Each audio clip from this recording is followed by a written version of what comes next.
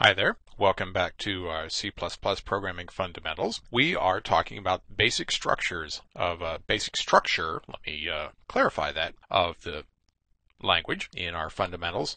And we're going to take a look, first of all, at fundamental types in the C++ language. We won't spend a lot of time on these because we're going to see some of them in much more detail as we get into definitions and declarations and other parts of the language. But I just want you to know that they are there, and this will be mostly a recap of things that you've already learned in C and other languages. We have booleans, characters, integers, floating point variables, voids, enums or enumerated variables, and then classes which create new types that we define on our own.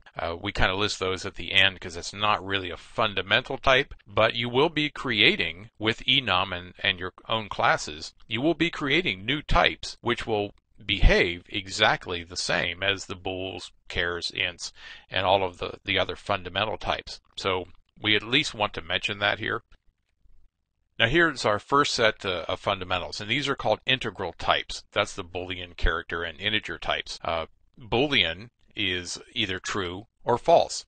It's a 1 or 0 value if you wanted to look at it inside the machine. And here we create a Boolean variable called var, and then we set it equal to the result of A compared to B. That's our equality operator there, the double equals. If A is equal to B, and those are obviously previously defined variables. If A is equal to B, then a 1 or true value would be set into var, and if they are not, then false or 0 would be implemented, initialized into var. Characters, we have the same character setup that we used to have in C, and they're a char var equal to a constant, quote a quote for lowercase a, and so on. They work exactly the way as they did in C, and we also, of course, have unsigned characters if you need them to hold a larger value. We have integers, and again the same way. We have short ints, we have long ints, we have normal ints, and we have signed and unsigned of all of those. They default to signed, so you don't have to use the word signed, so that they can hold less than 0 values, and you can use the keyword unsigned if you want to make unsigned integers which carry 0 or positive values only. It's really only recommended to use unsigned integers if you want to create a bit field so that you can set and reset various bits in the byte. It doesn't make any sense anymore to use unsigns to try to just hold larger numbers, and normally type casting and shifting will mess you up anyway. If you're trying to have only positive values in something, you're going to get caught in typecasting, and it's not going to do what you want to do. Here's our floating point fundamental types, float, double, and long double. They're initialized just the way they used to be. No big deal, 1, 2, 3, 4. We can have floating point values in all of those. And now here's an interesting one, the enumerated or enum. Now here we make a new type. This is going to be a brand new type. It's going to be like an integer or a character or one of the base types that's in the language. We use enum. And here we're going to create something called a number word. And number word will be equal to 0, 1, or 2, these values. And that's exactly what it does. It assigns 0 to the first one, a 1 to the next one, 2 to the next one. So these words will be, in our case here, they will happen to represent the numbers that are assigned to them. So here we make a new variable. It is of type number word. So where you would put int or something like that, we use our enum. It's an enumerated type. We made a new type, number word variable, and we can set it equal to 0. We have to use one of the words that the identifiers up here that we used when we created this enum. Okay, so we can set variable equal to 0, and then we can test it based on that. So we can say if this variable equals 1, again one of those words, then we'll go and do something as a result of our if. So that's an enum. There are some other fundamental types. There's a void, and a void is never used by itself because it isn't anything. It's the representation of nothing. So we can have void type pointers. We can have functions that take void input, which means no input. We have void return functions, which are not allowed to provide any return, and that basically tells the compiler nothing should ever be here. This is a void, but the word void is never used by itself. We still have pointers, and pointers are of the correct size in your computer to contain the address of something else. All right, that's going to be a pointer to another object or another item in the language, a variable or a class or something like that. An array is a grouping of all the same things. A group of integers, a group of classes. We can have an array of classes. We can have an array of structures, all sorts of things like that. But it is a grouping of all the same thing. A reference, we're going to see references in detail, but it refers to another thing, another object, without being that object. You never actually modify a reference. If you increment it, you are actually incrementing the thing that it refers to. If you take an address of it, it doesn't exist in memory, so you get the address of what it points to as a reference, and we'll see what those are and how to use them later. And then we have structures and classes, which are, again, fundamental types that we create when we create new classes and new data structures of other kinds of items put together, other kinds of variables and other smaller fundamental types. So that's our fundamental types in our C++ fundamentals. So let's move on to the next video. Thanks for watching.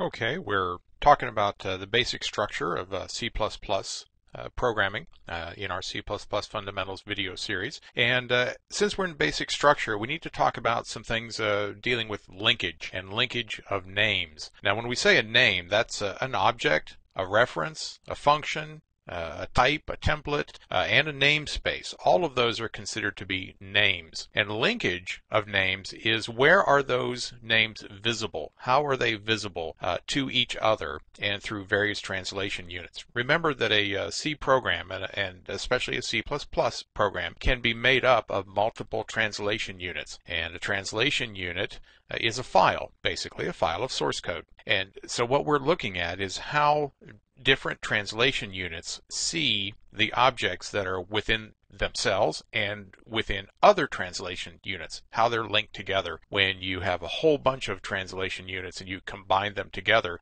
to be one large program. There's three kinds of linkages. There's external linkage, internal linkage, and none or no linkage. All right, let's go through and look at those.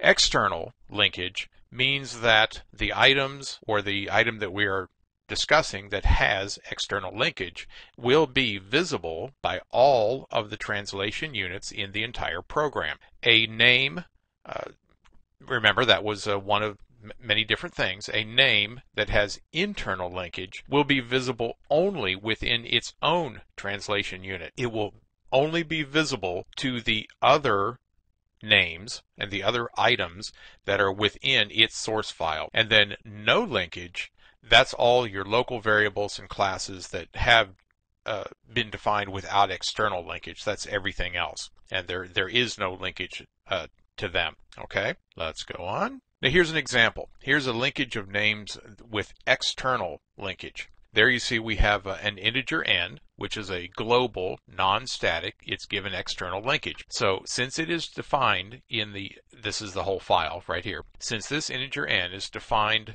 outside of any class or other function or namespace or anything like that, it is visible by everybody and can be used by everybody and is incredibly dangerous because we don't want to have these kinds of global non-statics floating around in the world out there as giving external linkage. That's really old procedural programming and we don't like to do that anymore. You need to encapsulate data like this inside classes like this down in here. Here we have a member function of this class and so it will be visible by using C::F to get to it, but it will have external linkage. So anything else in another translation unit could reference this function by using C::F, the fully qualified name, to get to it. And they could get to this integer n by using C::N to get to this static data member. Here we have an external constant called k, and we are saying that k is defined someplace else. Remember the extern keyword that we used in C? Well, we still use that here, and we are declaring k. I want to make sure I use the right word there. We are declaring k to exist and be defined someplace else. There can only be one definition, and we talk about that in a couple of videos coming up here, but it can be declared all over the place. And here we have a function declaration, which is a void function, and here we have a new namespace. And this namespace and the class D, which would be ns::D, will have external linkage because of the way it's declared here and defined. And here's an enum that called direction, has up and down, that's 0 and 1. We talked about enums a little bit ago. And that has external linkage because it is declared outside, declared and defined outside anything else in this one translation unit. This is the whole source file translation unit. So that's external linkage. Here's internal linkage. Again, we look at a single source file, a single translation unit. Static functions have internal linkage, so this static f function here is only visible to the other items within this translation unit. Here this static integer q is also declared globally out here, but it is only given internal view or linkage because of it being a static. Here's an anonymous namespace. This is a namespace without any tag, without any identifier. So since it's used this way, we don't have any way of getting a handle on it and referring to it in another translation unit. It doesn't have a name. It puts these items into this namespace, but again, we can't reference it anyplace else, so only the other items that are within this translation unit can get to it. Here's a constant, which is not an extern, so we are declaring this constant right here and defining it, giving it the value 1000, and since it's not declared extern, it's only good here locally. And here's a union. It's an anonymous union. Again, it does not have a name, so we have no way of grabbing hold of it and using it anyplace else but in this one translation unit. And here we have a typedef name. The typedef is only good in this translation unit. And that's why we do our typedefs in header files and then include them in many different, the top of many different translation units, because they don't cross over automatically. You have to include them. And here's no linkage, linkage of names, none. There we have our little integer main, and we have a local class called C, and it is a local class. There's no way to get to it by the other translation units. It needs to be declared outside of main, outside that function, if we want to be able to see it in the other translation units. And there's int j is another local object with no external reference, no way for another translation unit to get a hold of it. Here we have the object. Here's the class. We're making a new one called C, no linkage, no reference outside. Here's another local enum. This is called parity, even and odd. There's the end of main. So we see that this enumerated value is created inside of main, and we can't peek in there from the other translation units, so it has no linkage as well. All right, so that's external linkage, internal linkage, and no linkage of names.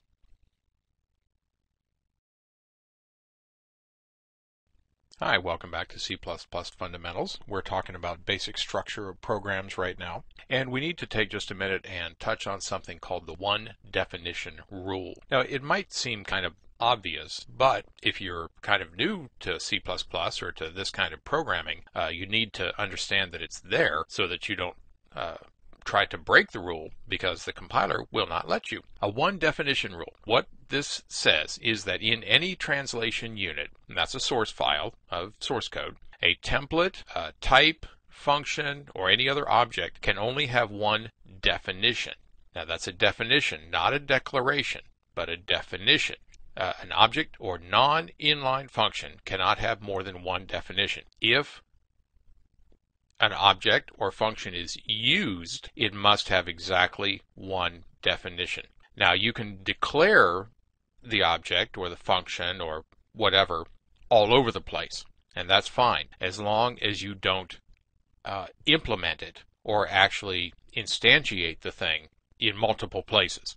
Okay, because it's going to try to overlay. The compiler's not going to know which one you want. That's what it comes down to. You can declare an object or function that is never used. So you can have declarations all over as long as you don't define those things in multiple places. Okay, I hope that makes sense. Let's take a little closer look at it. Some things, like types, templates, and extern inlines, can be defined in more than one translation unit. But if you do that, the definitions have to be exactly the same so that the compiler understands that you are referring to the same object each time in each one of the declarations and the definition. Non-external objects, remember we looked at those just a little bit ago in a previous video when we talked about linkage. Extern linkage and intern linkage and non-linkage, and non-extern objects and functions in the different translation units, the different files, are different entities.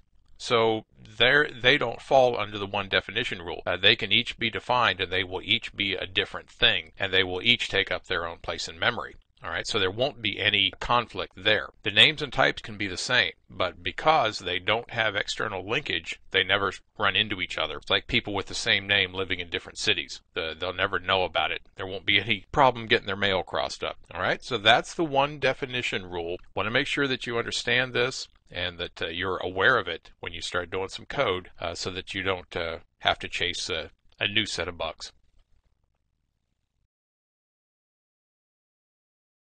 Welcome back to C++ Fundamentals. Let's take a little bit of time here to talk about scope of names.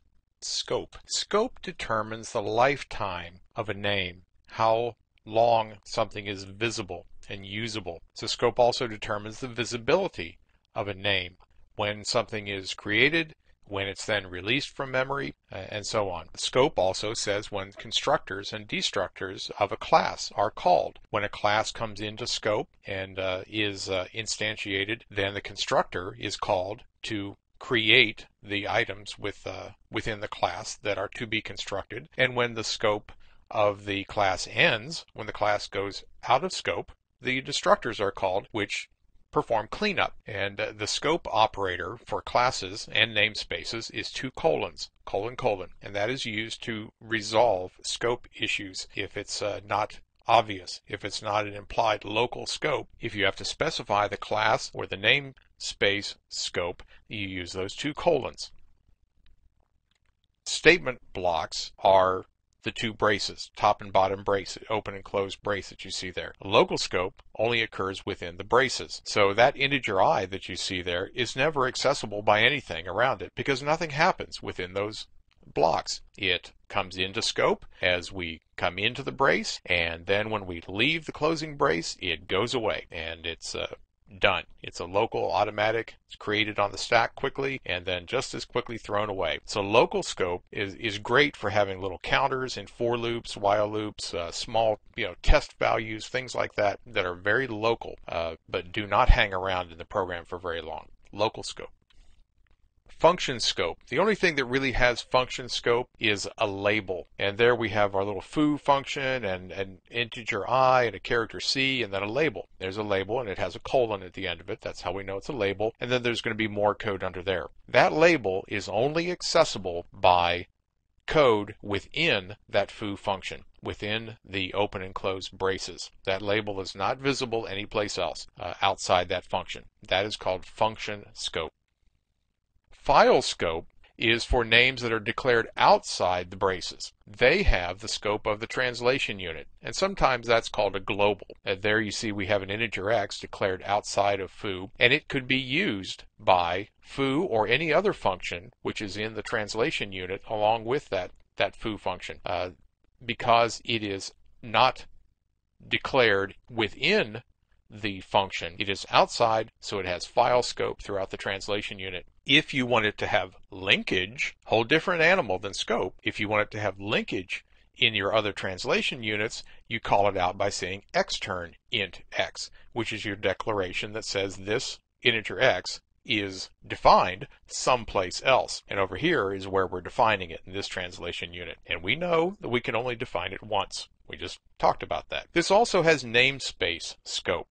When we define namespaces, or when we have a translation unit without a defined namespace in C++, that is in fact still the namespace of the translation unit. So sometimes you'll see this referred to as namespace scope, even though we have not created an explicit new namespace here.